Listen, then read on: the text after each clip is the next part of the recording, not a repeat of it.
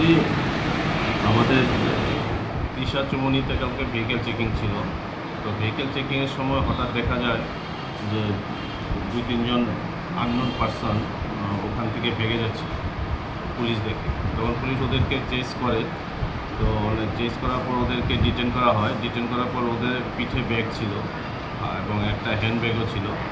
তো হ্যান্ড ব্যাগটা ওরা ফেলে দিয়েছিল আর পিঠে ব্যাগগুলো ফেলতে পারেনি।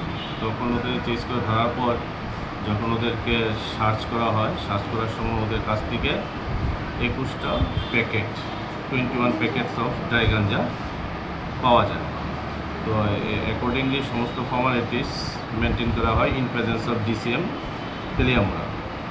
তো স্পট ইন্টারোগেশনে জানা যায় যে এই দুটো ছেলের নাম ছিল রবি কুমার এবং ওমনাথ যাদব, যাদের বাড়ি বিহারের ভাগলপুরে, এবং ওরা এখানে প্রাইভেট ভেহিকেলে তেলিয়ামুড়াতে এসেছিলো এবং এখান থেকে স্টেশন করে ওরা ওদের বিহারের দিকে যাওয়ার কথা ছিল। তো এদেরকে ডিটেন করা হয়েছে এবং আমাদের ওদের বিরুদ্ধে এনডিপিএস অ্যাক্টে কেস নেওয়া হয়েছে। ওদের কাছ থেকে টোটাল আমরা 21 কেজি গাঁজা উদ্ধার করি। তো যার আনুমানিক বাজার মূল্য এখন প্রায় 1 লাখ টাকার মতো।